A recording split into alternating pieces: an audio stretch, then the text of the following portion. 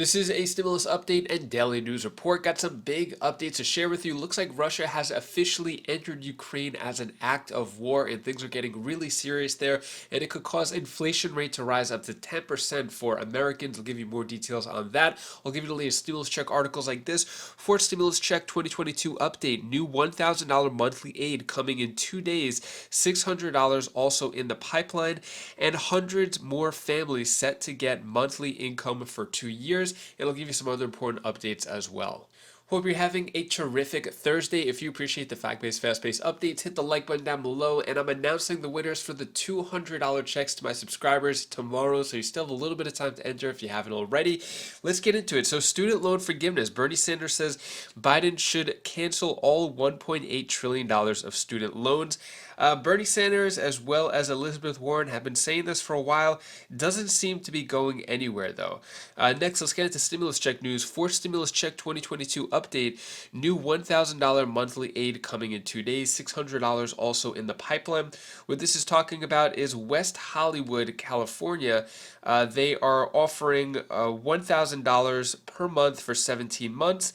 And applications start February 25th, which is tomorrow, and the first payments will go out April 15th.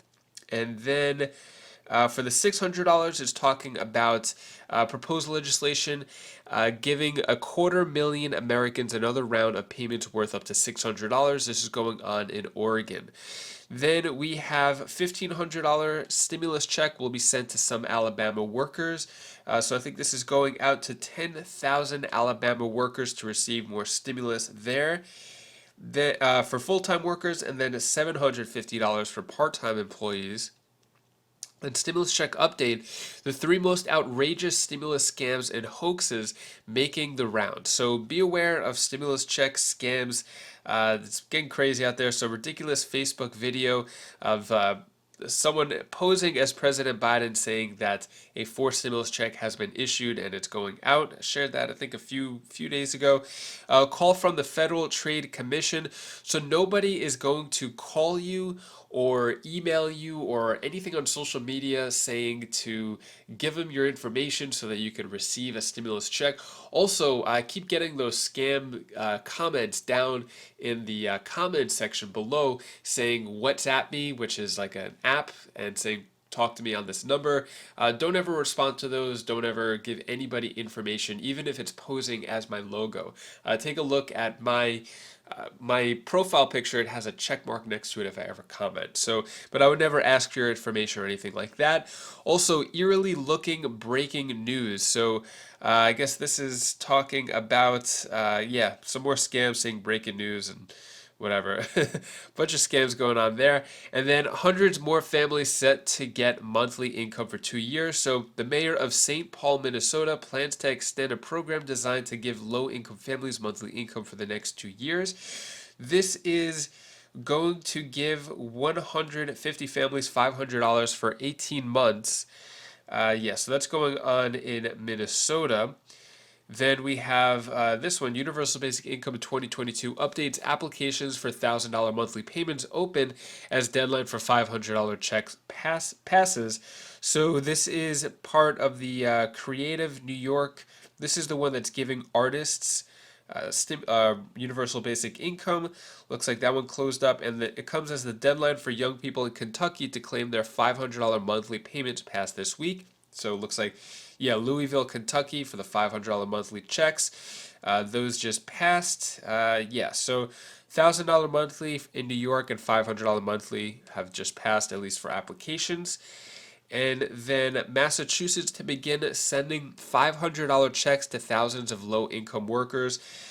So this is the first round of one-time $500 bonuses will soon be mailed to thousands of low-income workers, the government announced. If you live, it's going to 500,000 workers in Massachusetts, and it's going to cost around $460 million. 500,000 workers are going to get $500 checks. And moving on to Ukraine. So Ukraine-Russia crisis could push inflation to 10% if conflict escalates. Escalating Russia-Ukraine crisis could push oil prices to $120 a barrel. I think it's almost at 100 so far. I don't know if it went above. That's because the conflict, yeah, it's not at over 100 yet. I think last I checked it was around 95, or actually no, right here, $97. So really close to $100 a barrel. And basically the way that it could cost the US if there is a big conflict, basically in gas and anything that has to do with oil or anything like that, which kind of affects everything. The way that things move around the country, supply chain, food getting to grocery stores. Yeah, so it could be pretty pricey if this escalates, which it seems it is. It looks like Russia has entered Ukraine. President Putin gave an announcement saying that Ukrainian military, just put down your guns. It's getting pretty crazy. Take a look at this video clip given the latest. The Russian President Vladimir Putin is calling this a, quote, special military operation to protect Donbass. It is clearly bigger than that. Now, he made a surprise appearance on state television calling for the demilitarization of Ukraine, blaming the government in Kyiv for bloodshed, but said Russian forces are not planning an occupation. Whoever tries to interfere with us, and even more so to create threats for our country, our people should know that Russia's response will be immediate and will lead you to such consequences that you have never experienced in your history. Now, Ukraine's President Volodymyr Zelensky, he went on Facebook again to address the nation. He says he's imposing martial law but urged the country not to panic. Today, each of you should stay calm. Stay at home if you can. We are working. The Army is working. The whole sector of defense and security is working. No panic. We are strong. We are ready for everything. We will win over everybody because we are Ukraine. Jim, you are there this morning witnessing generations of post-World War II order upended. John, that's right. We wake up this morning to a war in Europe, a deadly one already. Take a moment to consider that. And it began to unfold last night in what you might call a worst-case scenario. U.S. intelligence assessments for weeks had been saying that Russia was preparing for a broad-scale invasion of this country, beginning with an air campaign and a missile campaign and an artillery campaign. That's exactly what we saw, quickly followed by ground forces. The first targets hit with cruise and ballistic missiles in Kyiv, the capital, in and around Kyiv, the capital, in Mariupol, in the south, and in the northeast of the country, in Kharkiv, hit by artillery barrages. And very quickly after that, that effort to, in effect, soften the battlefield as well as strike military targets to attempt to disable the Ukrainian military, came the ground forces across the border, including armor. And it's interesting, you showed those pictures earlier of tanks rolling along the highway from north of the country in Belarus here into Ukraine. We had a lot of talk early on about how the weather would cooperate. Would the ground be frozen enough in the east for those tanks not to get bogged down in the mud? What did we see? In reality, we saw them driving down the highway into this country at top speed. That's how quickly this unfolded. We are hearing of this morning, though, of resistance from the Ukrainian military. There is a fog of war. We have to acknowledge that. It is hard to count casualties at this point, though both sides are claiming them. Both sides are claiming as well to have destroyed targets on the other side. It is hard to corroborate those until you see them yourself. I want to get to how this may extend beyond Ukraine, because we heard just a few moments ago from the NATO Secretary General Jens Stoltenberg speaking from NATO headquarters in Brussels. And he said this, and I think, John and Brianna, this puts a point on it, if you want to say. He says that we are waking up to a new normal for our security, speaking of NATO's security, that peace cannot be taken for granted.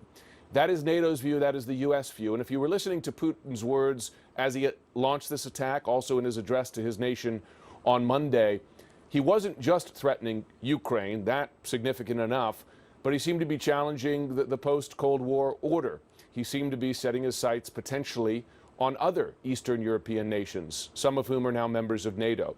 That's where we stand. Just one other thing I want to mention that the NATO Secretary General spoke about. He reiterated that NATO has no intention of committing its own forces, its own troops, to fight Russia in Ukraine. It remains a military support operation, if you want to call it that, supplying lethal assistance to the Ukrainian military, and he spoke of continuing that, but no NATO troops on the front line. That said, Russian forces and NATO forces are now in very close proximity. More NATO forces have been moved closer to that eastern frontier, close enough that the NATO Secretary General highlighted that deconfliction communication continues. That is, that's deliberate communication between NATO and the Russian side to make sure that their planes in the air, the ships on the seas, their ground forces don't get too close to each other, don't misinterpret moves as attacks or acts of war. That, John and Brianna, just highlights the diciness, if you want to call it that, the danger of how when you have this much going on, the danger of escalation is real. Jim, I can just give people a sense of what you're talking about there. You're talking about NATO membership. There are new U.S. troops that are rotating in to Latvia up here. That, of course, all the way up here in the Baltic region. Yeah. You can see it's right on the border with Russia. Ukraine is obviously all the way down here. Poland, there's U.S. troops here now. Very close proximity, as you say, to Russian troops. Deconfliction is necessary. And one other thing, Jim, I just want to point out where you are. You're over here in Lviv. There have been reports now of explosions just all over the country. This is a large-scale, multi-targeted attack, including, I should note, we're getting reports not far from you. I know you've had air raid sirens there. What does this tell you? Yeah. Just the scale of what has happened over the last few hours. It tells you that Putin wants to take over Ukraine. It's an independent country. It has sovereign borders. It's democratic. It has twice in a row elected presidents who promised closer relations with the West and more independence, not less, from Russia. Putin doesn't like that message. So he's using force to take it over and extending, well, the whole extent of the country. When he says peacekeepers in the East because of Nazis, for which he provides no evidence, that's a cover. He's, in fact, carrying out an invasion of this country and attacking targets across the country that shows that his intention is to own the country, right? And that's the way we should look at this military operation now. Who would have thought that in modern day 2022 we would have a huge country like Russia invading a huge country like Ukraine? I did not think it was going to get to this level. I think at first it was just, you know, hype, which I admit that I thought it was. It was just a bunch of hype and the media just trying to get a bunch of, you know, sensational stuff out there. But yeah, it looks like it's getting really, really bad. Let me know your thoughts on all that down in the comments below. And that is all the news that I have for you today to hopefully cheer you up a bit. Here's my daughter Bella's tip of the day. Hi guys, it's Bella tip of the day. I want to tell you the one thing that you should do. Do the things that scare you the most, because after you do that, you become a better person. Bye. Thank you so much for watching, and thank you so much for your support. So as I mentioned, tomorrow I will be picking the winners for the $200 checks that I'm giving out to my subscribers. Details down in the description below. If you still want to sign up for that, you still have some time. I'm probably going to do it in the evening, so you still have some more time if you haven't done that already. And if you want to check out my latest Wise Buys video, you could click up here, and I'll see you in the next video. Take care, be safe. Thank you for watching.